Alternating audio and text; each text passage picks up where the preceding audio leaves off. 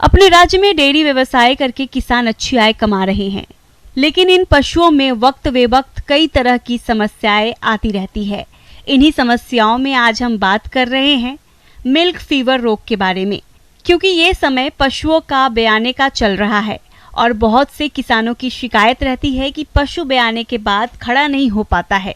तो ऐसे में पशुपालक क्या करे, क्या है इस समस्या का समाधान, इस बारे में जानकारी दे रही हैं डॉक्टर श्रद्धा श्रीवास्तव। आज हम दुग्ध ज्वर के बारे में बात करेंगे।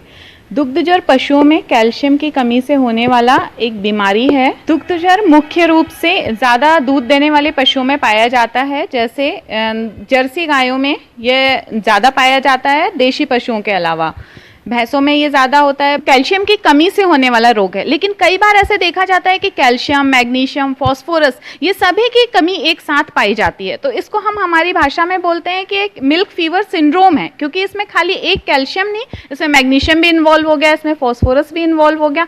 तो फिर इसका ट्रीटमेंट जो है वो और ज़्यादा टफ हो जाता है। इसके मुख्य लक्षण, जैसे पशुपालक सबसे पहले इसको कैसे पहचान सकते हैं, इसमें नाम तो ज्वर है, जैसे आपको लगेगा कि इसमें बुखार आया है, बट इसमें बेसिकली बुखार नहीं आता है। इसमें क्या होता है, पशु का जो तापमान है वो सामान्य से भी कम हो जाता है। कि पशुओं में हाइपर एक्साइटमेंट, मतलब पशु बहुत ज़्यादा उत्तेजित अवस्था में होगा, वो यहाँ वहाँ भागेगा, उछल कूद करेगा, अपने पीछे के पैरों को पीछे की ओर खींचेगा, जिसको हम टिटेनी बोलते हैं हमारी भाषा में, या पैरासिस बोलते हैं जिसको। इससे क्या होगा, पशु अपने जो गर्दन है वो ऊपर की ओर करेगा, ऊपर की ओर खींचेगा उसको, आँखों को जो है बाहर की ओर निकालेगा, बहुत ज़्यादा एक्साइटेड होगा, अपना खाना पीना छोड़ देगा। ये प्राइमरी स्टेज है जिसपे ही ऑनर को समझ जाना चाहिए कि हाँ, उसके पशु में कुछ बीमारी के लक्षण आ रहे हैं। दूसरा, इसके बाद क्या होगा, पशु में सेकेंडरी स्टेज पर अगर पशु चला जाएगा तो वो अपने रीढ़ की हड्डी के बल पे बैठ जाएगा। और वो एक स्पेशल पोस्चर, जिसको हम एस शेप पोस्चर बोलते हैं, वो पीछे की ओर अपने फ्लैंक रीजन में अपने थनों की ओर देखेगा। इस स्टेज तक तो हम इसका ट्रीटमेंट कर सकते हैं, पशु खड़ा हो सकता है। आपको तुरंत डॉक्टर से सलाह लेनी है और उस ट्रीटमेंट के लिए जाना है। लेकिन अगर आपने इस स्टेज को भी ओवरकम कर दिया, पशुपालक इस स्टेज को भी नहीं देख पाया, तो फिर पशु क्या होगा, वो तीसरे स्टेज में चला जाएगा।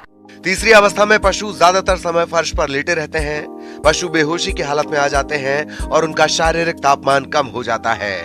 अधिक समय तक बैठे रहने के कारण पशुओं में आफरा रोग होने का खतरा बढ़ जाता है। और अगर पशु इस स्टेज तक पहुंच गया है तो उसका बचा पाना किसी भी पशु चिकित्सक के लिए बहुत बहुत मुश्किल है।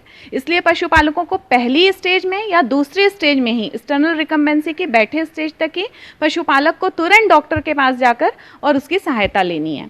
इसलिए अब हम इसमें एक चीज़ और हम इसमें कर सकते हैं कि हम ये होने ही ना दें, क्योंकि ये कोई विषाणु जनित या जीवाणु जनित रोग तो है नहीं कि जो पशु उसकी गिरफ्त में आ गया है। ये बीमारी उसको क्यों हुई, ये कुछ कमी से हुई है, जैसे हम बोलते हैं कैल्शियम की कमी से हुई है। तो हम नॉर्मली पशु के खाने में 100 ग्राम पर डे अगर कैल्शियम देते हैं तो पशु इस बीमारी के, जैसे ड्राई पीरियड है, जैसे जब वो दूध नहीं भी दे रहा है, अगर तब भी हम उसको 100 ग्राम प्रतिदिन के हिसाब से कैल्शियम देते हैं, तब भी उसमें ये बीमारी नहीं होगी। इसमें फास्फोरस का लेवल जो है, कैल्शियम और फास्फोरस का रेशो हमेशा 2:1 के रेशो में होना चाहिए सामान्य पशुओं में जो दूध नहीं दे रहे हैं। लेकिन अगर पशु ज्ञावन हो गया है, तब हमको इसका जो रेशो है वो हमको कम कर लेना है। हमको जो फास्फोरस का लेवल है वो बढ़ाना है और कैल्शियम का लेवल जो है वो कम करना है। जैसे specially last month of pregnancy जब होता है, जब पशु ब्याहने वाला होता है, उसके 1 महीने पहले आपको जो कैल्शियम का लेवल है वो 1 रखना है। अगर 1 भाग आप कैल्शियम दे रहे हैं तो 3 भाग आपको फास्फोरस देना है उसमें। प्रसव से 3 महीने पहले पशुओं के आहार में अधिक कैल्शियम एवं फास्फोरस शामिल करें। पशुओं के आहार में सूखी घास एवं हरा चारा भी शामिल करें। प्रसव के बाद पशुओं को संतुलित आहार का सेवन कराएं। इस रोग के लक्षण नजर आने पर तुरंत पशु चिकित्सक से परामर्श करें। और उसके बाद हम इसमें कैल्शियम और फास्फोरस का लेवल मेंटेन करेंगे लास्ट मंथ ऑफ प्रेगनेंसी में। और इसके बाद हम होने के बाद इसमें अमोनियम क्लोराइड हम 100 ग्राम पर डे इसके फीड में शामिल करेंगे, जो क्या करेगा, ब्लड का पीएच मेंटेन करेगा और दुग्ध ज्वर होने की संभावना को कम करेगा। जैसे मैंने कहा, इसका ट्रीटमेंट तो खैर है ही, जैसे हम कैल्शियम बोरोग्लूकोनेट लगाएंगे, एविल लगाएंगे, या और जो सिम्टोमेटिक ट्रीटमेंट है हम वो देंगे। जो मैंने बचाव के उपाय बताए हैं, अगर आप वो करेंगे तो आपका पशु कभी भी इस बीमारी से ग्रसित नहीं।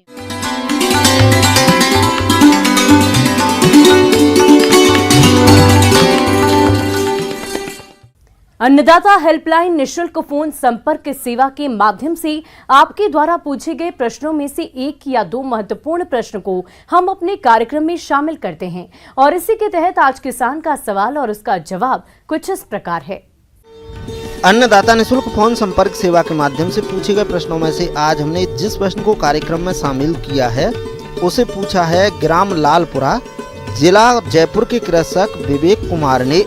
आप समेकित खेती के बारे में संपूर्ण जानकारी चाहते हैं तो विवेक कुमार जी, आपकी जानकारी के लिए प्रस्तुत है कार्यक्रम का ये अंश। किसान जिसकी वजह से हमें भोजन मिलता है, फिर भी किसानों का एक वर्ग आज परेशान है, कर्ज में डूबा रहता है। आज ऐसे किसानों की आमदनी बढ़ाने के लिए कुछ सुझाव लाए हैं जो छोटे और मझोले किसानों के लिए फायदे वाला हो सकता है। मध्यम और छोटे किसानों की सबसे बड़ी समस्या होती है पूंजी की। जब वो फसल तैयार कर लेता है और इसे बेचकर ही उसके पास पैसे होते हैं, बाकी समय में उसे उधार या फिर बैंक से कर्ज लेना पड़ता है, जिसके लिए बहुत कम इंटरेस्ट पर सरकार कर्ज भी दे रही है। लेकिन अगर किसान सही प्लानिंग के साथ कृषि करता है तो कर्ज लेने की भी कोई जरूरत नहीं होती। आज समेकित खेती की बात की जा रही है क्योंकि आज किसानों का एक बड़ा वर्ग धान, गेहूं, मक्का, बाजरा, ज्वार जैसे फसलें उगा रहा है, जिससे आमदनी काफी कम होती है और फसल तैयार होने के बाद ही उसे पैसे मिलते हैं। जबकि फसलें उगाने के अलावा और भी इससे जुड़े काम है जिसे करके हर महीने किसान मुनाफा कमा सकते हैं। एक छोटे परिवार वाले किसान को ध्यान में रखकर बात करें तो उसके पास अगर 1 एकड़ खेत है या किराए पर जमीन लेकर खेती करते हैं तो उसे ऐसी फसलों का चयन करना चाहिए जिसकी बाजार में अच्छी मांग हो या फिर अच्छी कीमत मिले, जिसमें सब्जी फसलों का चयन बेहतर विकल्प है। लेकिन उसके साथ ही आपको बकरी पालन, देशी मुर्गी का पालन, सूकर पालन और दूसरा कोई भी काम जिसमें पूंजी कम लगती हो करना पड़ेगा। ऐसा करके एक छोटा किसान भी अच्छी आमदनी कमा सकता है।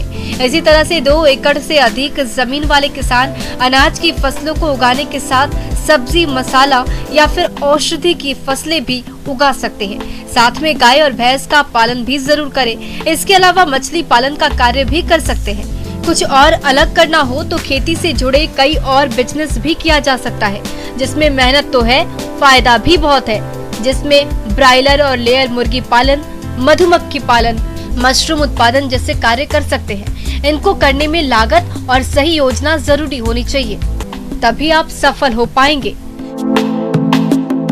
खेती और इन सभी कार्यों को करने में जोखिम भी रहता है, जिसके लिए किसान को तैयार रहना होगा। जैसा कि कई बार फसलें बाढ़, तूफान, आग या फिर अन्य किसी कारणों से पूरी तरह से नष्ट हो जाती है, वहाँ किसान लाचार हो जाता है। इसलिए फसलों का बीमा किसानों को अवश्य करा लेना चाहिए। इसी तरह पशुओं का भी बीमा होता है, जिसकी जानकारी कृषि विभाग से लेकर बीमा करवाकर आप जोखिम से बच सकते हैं। किसान कोई भी फसल ले या फिर अन्य खेती से जुड़े कार्यों में जो भी उत्पाद प्राप्त करता है उसकी सही कीमत कैसे पाए, इसके लिए पहले से ही बाजार मांग और बाजार की व्यवस्था को समझकर ही फसलों का चयन या फिर अन्य कार्यों को करें। सिंचाई की व्यवस्था सबसे जरूरी है। जिस किसान के पास इसकी व्यवस्था अच्छी है और कृषि के सभी कार्यों को सही तरीके से कर रहा है तो वो कृषि से अच्छी आमदनी ले सकता है। लेकिन जिनके पास सिंचाई की समस्या है या सही समय पर सिंचाई नहीं मिल पाती है, उसी हिसाब से फसलों का चयन करना पड़ता है। ऐसे किसानों को खेती से जुड़े बिजनेस पर अधिक जोर देना चाहिए। अंत में किसानों को ये बताना चाहेंगे कि आज प्रति व्यक्ति खेती की जमीन कम होती जा रही है। ऐसे में पुराने तरीकों से कृषि करके समृद्ध किसान नहीं बन सकते। जरूरत है बदलते दौर के टेक्नोलॉजी को अपनाकर कृषि किया जाए और समृद्ध किसान बनकर देश की प्रगति में अपना योगदान दिया जाए।